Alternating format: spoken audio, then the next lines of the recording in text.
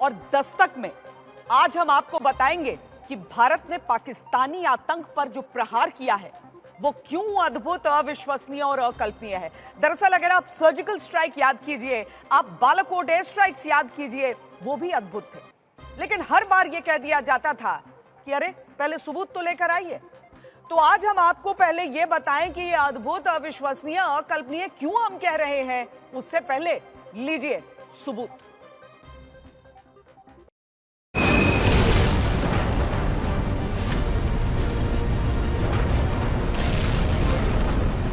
पाकिस्तान में घुसकर आतंक के 9 ठिकानों को जिस तरह से भारत ने ध्वस्त किया है और 100 से ज्यादा आतंकियों को ढेर कर दिया, आज पहले सबूत ही देख लीजिए, बात बाद में होगी। 9 टेररिस्ट कैंप्स को टारगेट किया गया और पूरी तरह से इसे बर्बाद किया गया।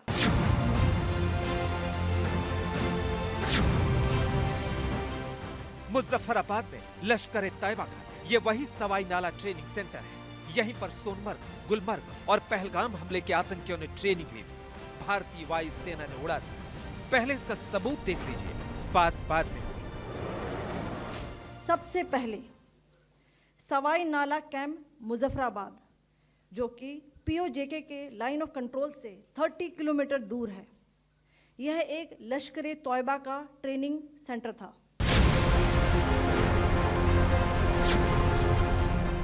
आतंक का वो कैंप जहां हथियार, विस्फोटक और जंगल में सर्वाइवल की ट्रेनिंग दी जाती थी, क्योंकि पीएम मोदी ने कहा था मिट्टी में मिला देंगे, मिट्टी में मिला दिया। सबूत देखिए, बात बाद में होगी। अब आतंकियों की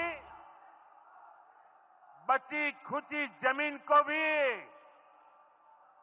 मिट्टी में मिलाने का समय आ गया है।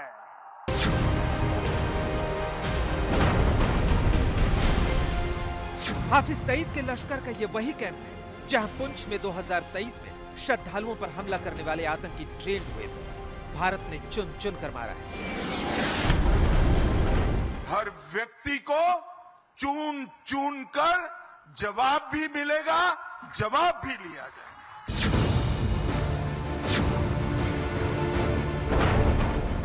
इसी कैंप में आतंकियों को हथियार चलाना सिखाया जाता है। भारतीय वायु सेना ने इसे कैसे ध्वस्त कर दिया, पहले इसका सबूत देखिए, बात बाद में।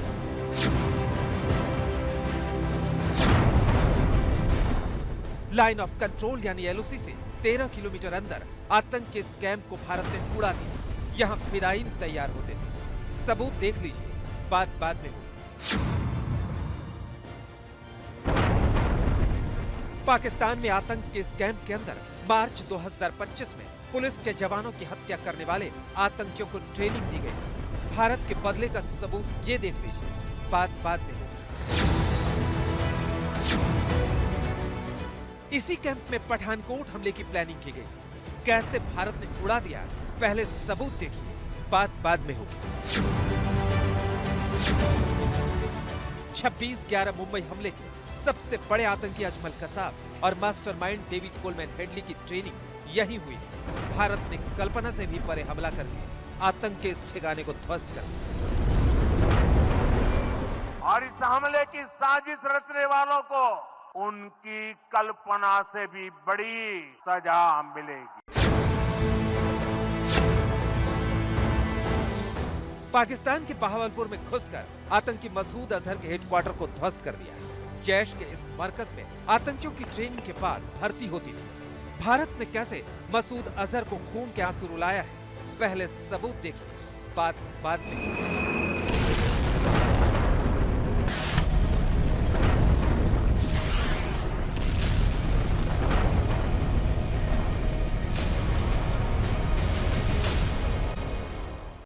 आतंक के खिलाफ भारत के मिसाइल अटैक का एक एक सबूत आपने देखा।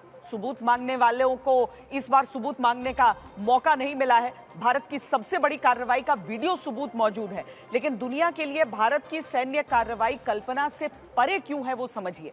इस वक्त दुनिया में 2 जगहों पर जंग जारी है, कॉन्फ्लिक्ट जोन्स हैं। एक तरफ रूस और यूक्रेन, दूसरी तरफ इजराइल और हमास यानी गाजा समझ लीजिए। अब रूस सेना की तरफ से यूक्रेन पर जब भी हमला किया जाता है वहां पर ताबड़तोड़ बम बरसाए जाते हैं, सैन्य ठिकाने, रिहायशी इलाके सब उसकी जद में आते हैं।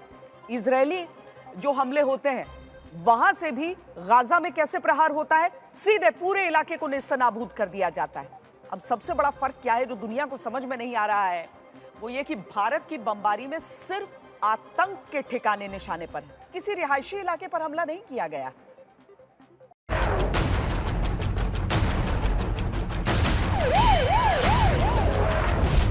कल्पना से परे पाक पर सबसे बड़ा हमला।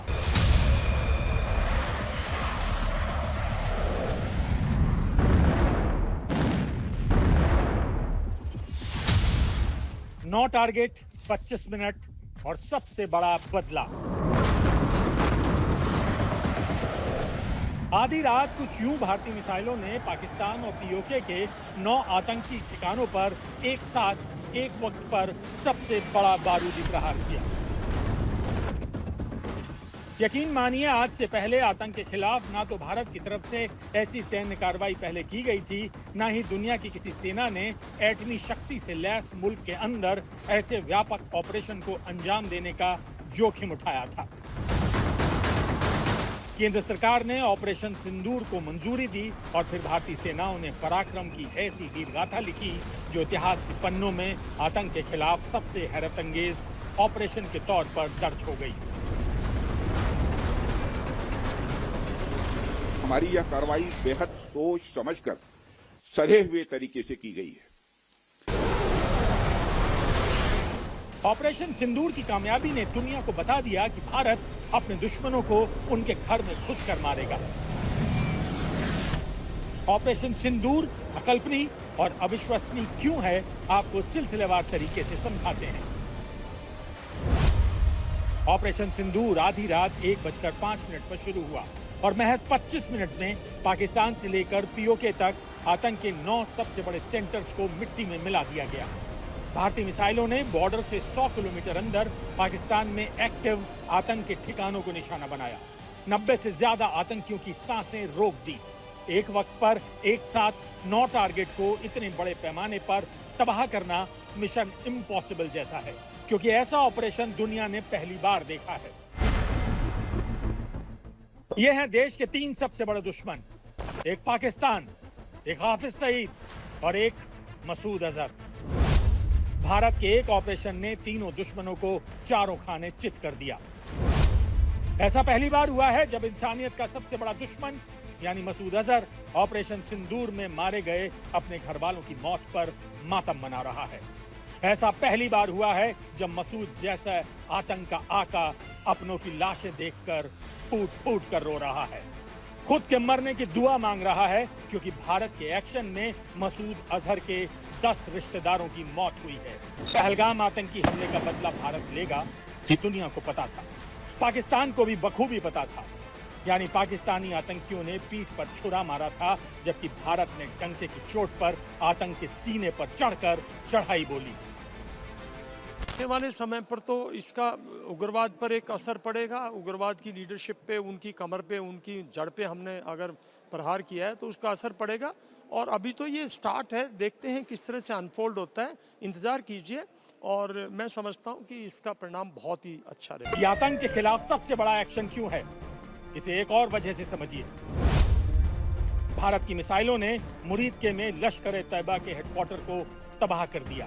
लश्कर का मुख्यालय लाहौर से सिर्फ 40 किलोमीटर दूर। यही नहीं, पाकिस्तान के प्रधानमंत्री शहबाज शरीफ का निजी घर रायविंद में है। शहबाज शरीफ अपने रायविंद के आवास में रहते हैं।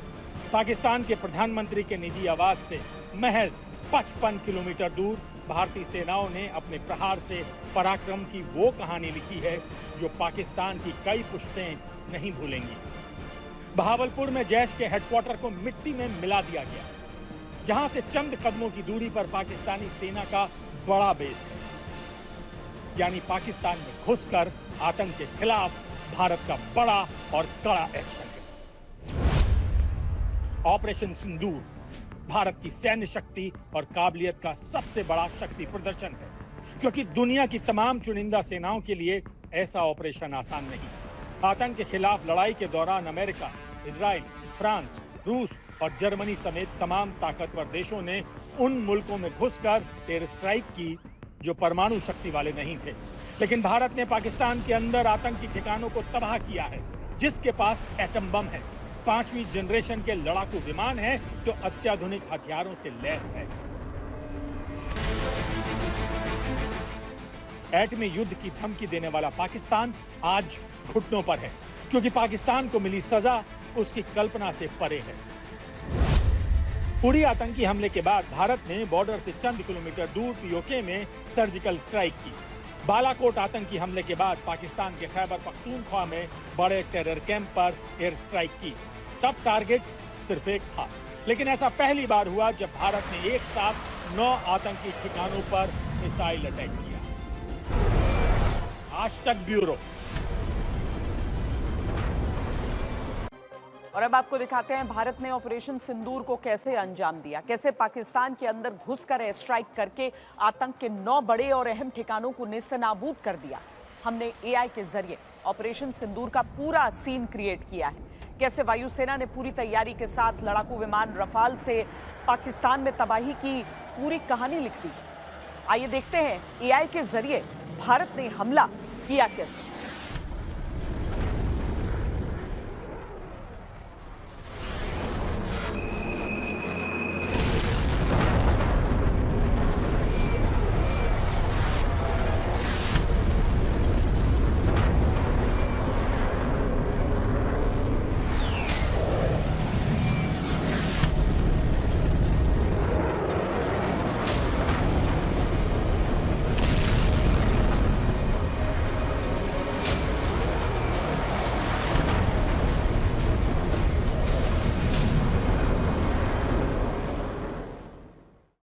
अलग अलग ठिकानों की दूरी के हिसाब से अलग अलग हथियारों से ये प्रहार किए गए। इस एआई वीडियो में हमने आपको दिखाया कि रफाल फाइटर जेट से कैसे हमला किया गया। खास बात यह है कि भारत के लड़ाकू विमानों ने अपनी सीमा क्रॉस नहीं की, बल्कि बिना पाकिस्तान की सीमा में दाखिल हुए भारतीय सीमा से ही मिसाइलें दागी हैं।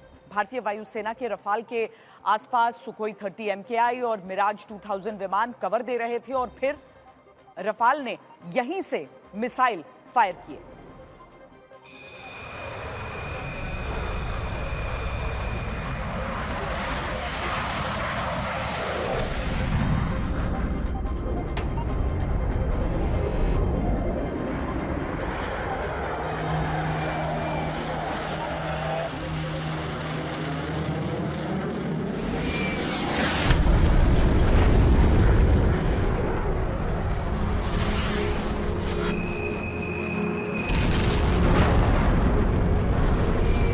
रफाल भारतीय एयरफोर्स का वो खतरनाक विमान है जो अपने साथ 3 अलग अलग तरह की मिसाइल लेकर चल रहा है। पहली है माइका जो 112 किलो वजनी है, दूसरी है मिटियोर जो 190 किलो वजन की मिसाइल है और तीसरी है स्कैल्प जो सबसे खतरनाक है, इसका वजन है 1300 किलोग्राम।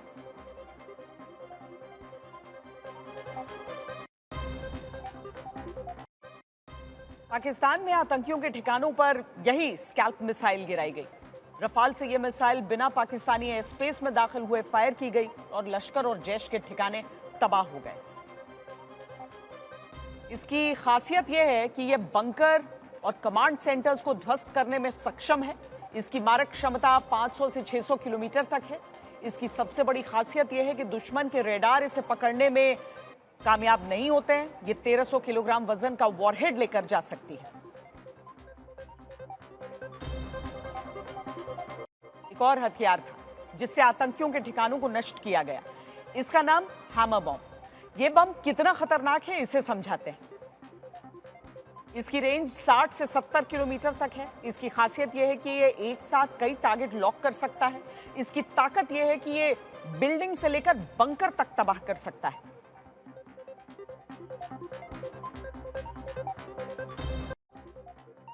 लॉइटरिंग म्यूनिशन की भी बात हुई। अब ये कई तरह के हथियारों के संदर्भ में हो सकता है, लेकिन यहां पर जिक्र है ड्रोन का।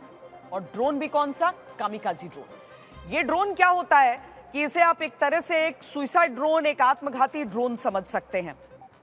ये ड्रोन सीधा अपने टारगेट पर जाता है और वहां जाकर उस टारगेट को खत्म कर देता है। इसे इजराइल की एरोस्पेस इंडस्ट्रीज ने बनाया, भारत में भी इसे विकसित किया गया है, भारत में इसका अपना वर्जन है। ये सुइसाइड ड्रोन्स, ऑपरेशनल रेंज इनका 200 किलोमीटर तक होता है, हवा में 9 घंटे तक ये रह सकते हैं। और इस तरह से आज भारत की सेना ने पाकिस्तान के आतंकवादियों को मिट्टी में मिला दिया। पीएम मोदी ने पहले ही कह दिया था कि आतंकवादियों को उनकी कल्पना से भी परे सजा मिलेगी, और बात सिर्फ इतने पर नहीं रुकने वाली, क्योंकि भारत ने कह दिया है कि अब अगर पाकिस्तान ने वापस कोई हमला करने की कोशिश की तो फिर ऐसा जवाब दिया जाएगा कि वो याद रखेगा।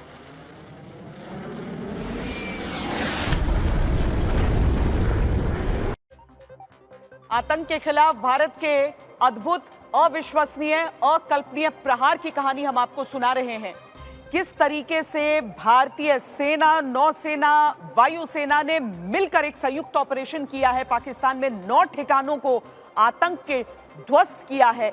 बड़ी बात यह है कि केवल पाक ऑक्यूपाइड कश्मीर में नहीं, बल्कि पाकिस्तान के भीतर भी जिन ठिकानों पर आतंक के हेडक्वार्टर्स थे, वहां तक भारत का निशाना गया है, भारतीय सेनाओं का निशाना गया है।